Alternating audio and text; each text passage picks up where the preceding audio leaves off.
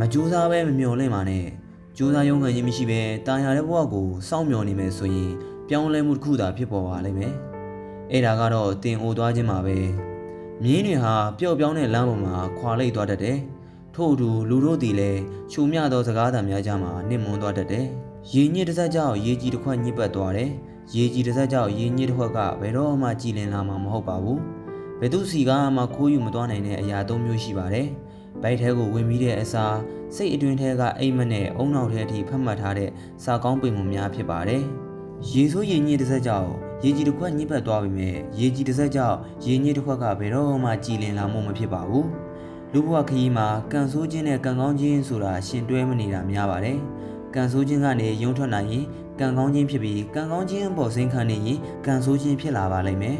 တကယ်လို့တင်စာမဖတ်ခဲ့ဘူးဆိုရင်မိုင်ပေါင်း1000ခရီးထွက်ရင်လည်းစာဖို့လူလင်အဆင့်သာဖြစ်နေမှာပါတငယ်ချင်းအစ်စ်မှန်ဆိုတာတင်အမားကိုအမုန်းခံပြီးထောက်ပြပြောဆိုမှာပါတင်လဲကြအချိန်မှာဆွဲတူပေးမဲ့သူမျိုးပေါ့အချိန်ဟာစိတ်အနာကိုကူးစွားနိုင်တဲ့သမားတော်ကြီးပါဒါပေမဲ့ပြဿနာကိုတော့ဖြေရှင်းပေးနိုင်တဲ့ဆရာကြီးတော့မဟုတ်ပါဘူးကြိုးစားပြီးမှနောင်တရလျင်ရပါစေမကြိုးစားပဲလွှဲချော်သွားရတဲ့နောင်တမျိုးတော့ဘယ်တော့မှမရပါစေနဲ့